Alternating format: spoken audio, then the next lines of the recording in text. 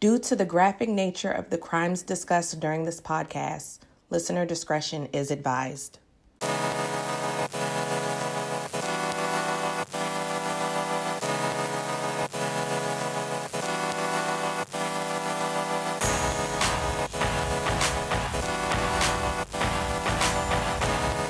Hello, good people. I am your host, Kelly Corinne, and this is the Coast to Coast Criminal Podcast, where every week we go over a serial killer or a regular killer or some type of sinister criminal behavior. So if you are into that type of thing, this is the podcast for you. And every week I am joined with my co-host, Jenna. Jenna, how you doing? I'm good. How are you? I'm doing all right. I am just relaxing and taking it easy. Television. So, like I always do, or at least what we started, I always go over some new television shows or some things that I've been watching or listening to. So, what I recently saw was the Netflix documentary Athlete A, and that's about Larry Nasser. I think it's Larry Nasser. Yeah, Larry Nasser, which was that gross friggin' the doctor. Yes, the gymnast doctor. It is the women's Olympic doctor. Yes, ugh. Disgusting. What guy. A perv. Oh my God. And he just got away with it, molested he had over 200 and some odd victims. It was so many other people.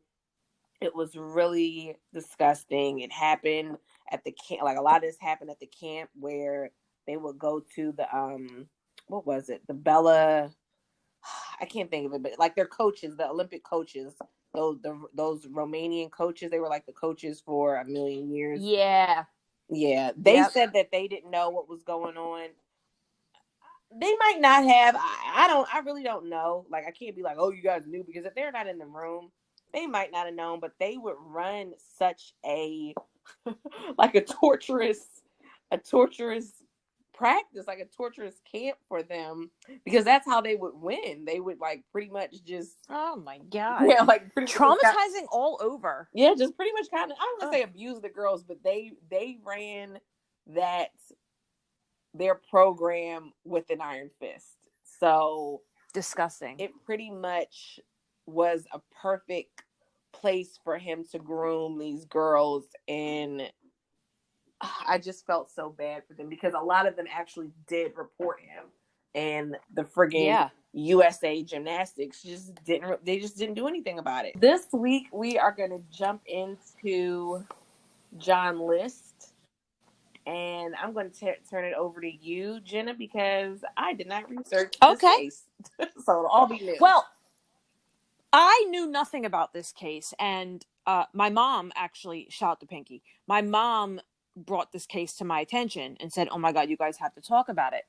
So we're a week out from Father's Day. Mm-hmm. So let's talk about a terrible father besides mine. Mm-hmm. So John List had a family, a wife, and 3 children who were, I believe the children were, at the time of the murders, they were 13, 15, and 16. And he had the 3 children, the wife, and his mother. And they lived in, at the time, what they called a mansion. I looked up the picture, and it wasn't necessarily a mansion like you think of today. Mm-hmm. But it was a nice-sized house, and I'm sure in the 1970s it was considered a mansion. In Westfield, New Jersey, which is basically, I believe, on the border of Central and North Jersey. I'm from New Jersey, but I'm from South, so very far away from there. It is closer to where I went to college, though. So it's like central-ish, north-ish Jersey. He worked at a bank, totally normal family, living in this grandiose house. And they were very, very religious. And all of a sudden, one day, the kids are at school, and the wife is home, and the husband is home from work. And he walks up, puts a gun to the back of his wife's head, kills her, executes her. Oh my goodness. He then waits. From there, he goes upstairs into the attic where his mother had her own little apartment, which they say attic, but it was a 3rd-story apartment. And he killed her. He shot her and killed her. His own mother. Left her rotting corpse in the attic. Left his wife's rotting corpse in the house. The 13-year-old and the 16-year-old, one boy and one girl, I believe, come home from school. He shoots and kills the daughter. And then he goes over and shoots and kills the son. He then sits down and makes himself a sandwich, eats the sandwich with 4 dead bodies in his house. And he goes to his son's school, the 15-year-old. He goes to watch him play in a soccer game. The kid plays in the soccer game. He is riding home with his dad. They're in the car. His dad shoots him and kills him multiple times. And the police say that the only multiple shots was because the son was actually fighting back. Wow. So that was the only way that he could overpower him. Ironically, that same weekend that happened, or the same week that happened, the wife's mother was supposed to come in from, I think it was like North Carolina. She was supposed to fly in and spend time at the family house, but she got sick, so she canceled her flight. And the authorities said that had she flown in, she would have been another victim that day, because he was literally killing everybody in the house.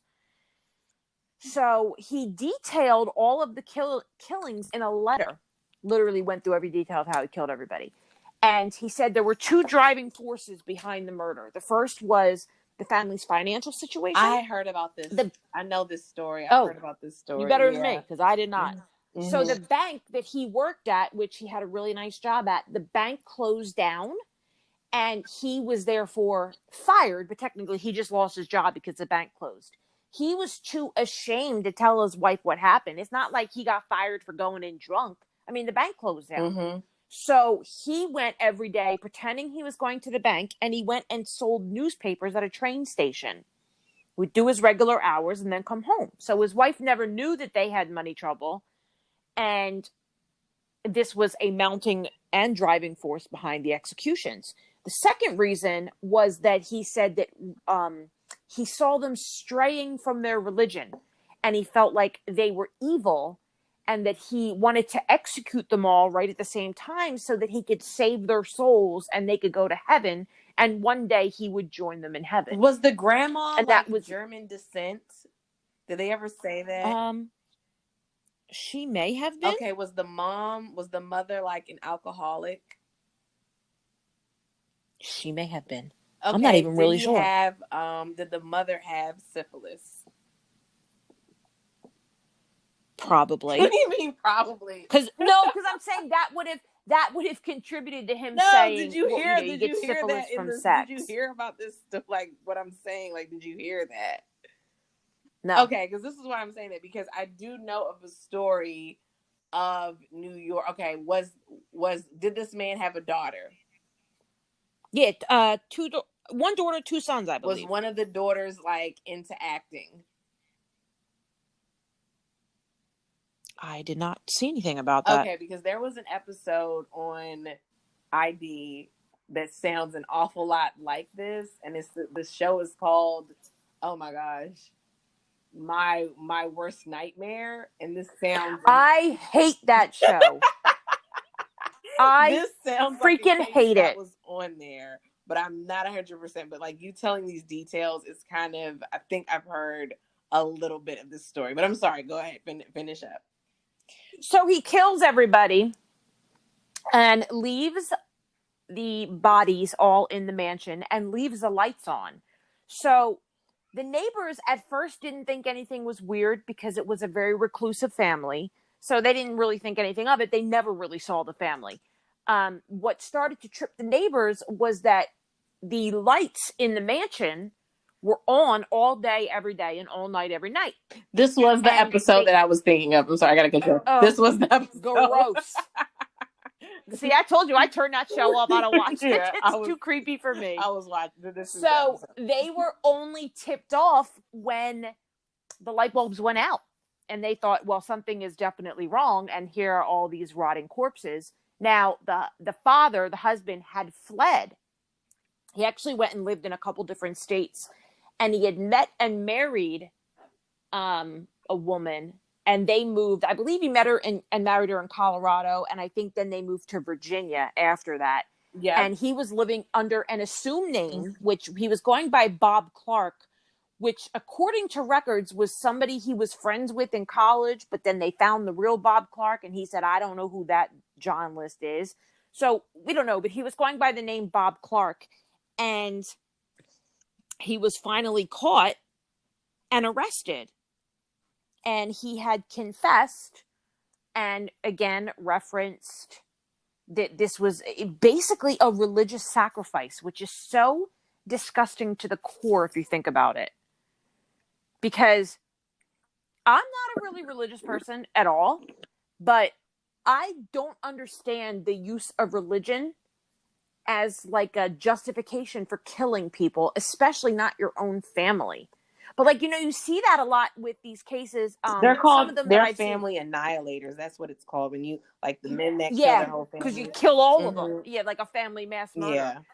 But there have been cases on the ID channel, like on the show Forbidden Love, where it'll be somebody from like the Middle East, and the father kills the daughters because they're becoming too Americanized. Talking about, right? So but that was a really, really, really sad story. And that mother was actually white. She was a white mom, and it was kind of like an honor killing type thing.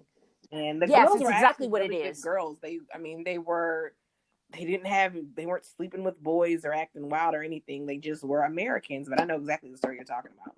Mm-hmm. Yeah. So, but I just and that guy is still on the run, by the way. Yeah, they never found him. That's the guy. He killed the girls in his car, shot them both, and then they called 911 as they were dying. Disgusting. But I just don't understand, like, what in somebody's mind makes them say, I'm going to kill this person because of religion, but my religion won't look poorly on me for killing them. Do you know what I mean? Like, aren't you kind of defeating the purpose?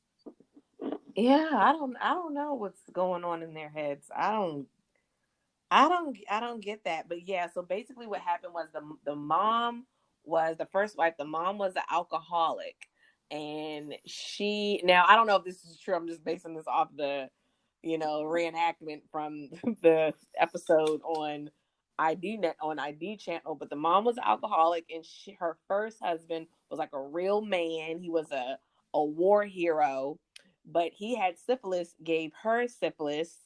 I don't think she ever gave the John List syphilis, but she had syphilis, and it made her super crazy. And because they thought she was acting crazy because of her alcoholism, but it was the syphilis, untreated, messes with your brain. So she had those issues. The poor daughter was like into acting, and because she wanted to be an actress in like her school play, she was losing her way, and that was against their ungodly religion or whatever. And I don't know what his beef was with the boys, why he killed the two boys, but that was in the reenactment. But then so that was he just felt they said he just felt like the whole family was losing track with the religion. But again, you killing everybody, you're not losing track with your religion? I don't know. I mean, maybe it's just over. Maybe I don't know. If I were more religious, maybe it would make more sense to me, but it's so ridiculously senseless. And how somebody can like run away and start a new life like it's nothing. And I always see that on these cases where like somebody doesn't want to be with their husband or wife so badly that they kill them because God forbid you get a divorce, and then they go and they get married again. I'm like, obviously marriage doesn't work out for you. You know what I mean? Like, chill. Yeah, just chill. But you should watch that episode. Well, you may not like it. You said you don't like that show, but I like my worst nightmare. They have some really so creepy cases. I'm gonna try to check it out though. But because I know the case, like some of the stuff that I see on there, it literally make me afraid to like go to sleep at night. You know what I mean? Like it's too real for me. It's so wacky. Like the acting is so wacky, but I love it. It's terrible. Did you ever see the one where they The girl, it was two daughters, and they had lived with the mom and dad, and the mom died. Wait, are you talking about the Daniel LaPlante? The Daniel LaPlante, and the guy was living in he was living in the walls. Yeah, the crawl space or something. Yes. That was and the girls kept saying, we're talking to mom, and the dad's you guys are driving me crazy. Yeah, their dad was he was such an asshole. And then the dad comes in, and the guy is standing there in the woman's wedding dress with a freaking axe in his hand. But that's was all one of the only episodes. But that was all true. Like, you would think. No, I know, but all true. Like, he left. He went on the date. He was living in their friggin' walls. He put like blood on the wall, but it really wasn't blood. It was ketchup. They called the police. The police were like thinking the kids were doing it, and then it was the whole time it was this weird little dirty kid. And he had a background. I forgot what Daniel LaPlante's history was, but he had some. I don't know if he had killed. I think he had killed some people before, and he was like released from a psych hospital.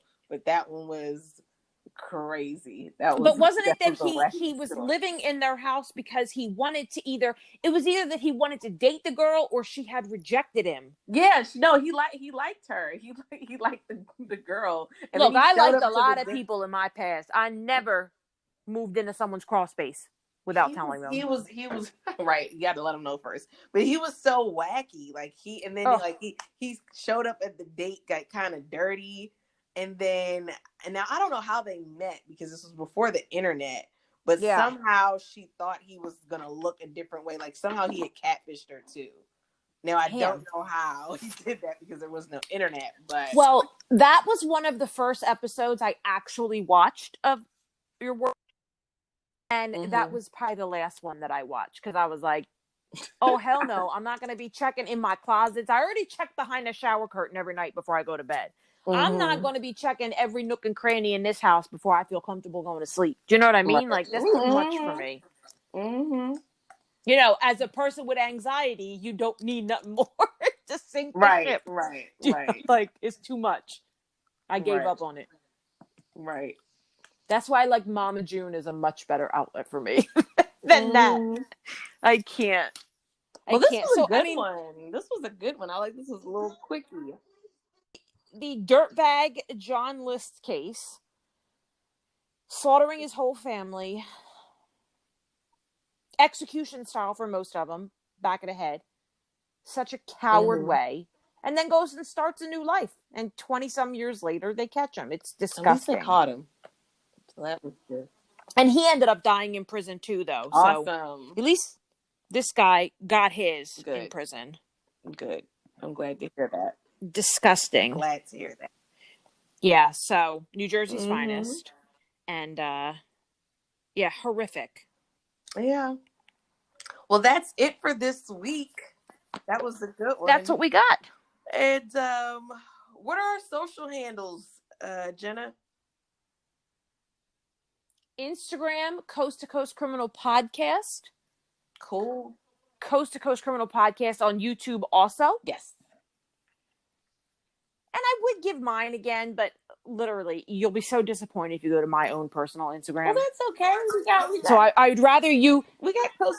But I'd rather people think I'm interesting than know that I'm really boring. They you know can what I mean? So Coast to Coast Criminal Podcast on Instagram. Yes. We post on there. We post our cases. Once we got a case uploaded, we post it on there. But as always, if you want to stay up to date, check us out. Our handles, of course, will be in the description bar and in the show notes. So just tap to see our show notes. And we're now on Apple Podcasts, which I'm super psyched about. Guys, go ahead if you like what we're doing. And I understand our sound's a little rough. Our editing's a little rough, but we are getting better. I'm trying my best. It's a learning process. So, you know, we're getting better every week, I think. So, you know. Yeah, absolutely.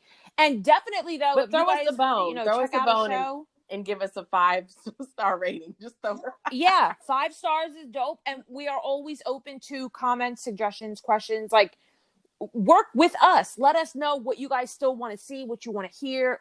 Keep it real. That's all. And we have about maybe 5 listeners. So we will definitely see whatever email you send us or comment or whatever you suggest, we will definitely see it because we've got about 5 listeners, but I love every single one of those 5. I love it.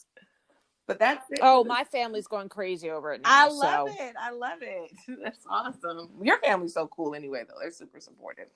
Yes, they are. Yes. But that's it for this week. Thank you, guys. I just want to say you could be anywhere in the world, but you're here with us, and we appreciate it. Thanks, guys. Thank you. Have a great one. All right. See you guys next week. All right. Bye-bye.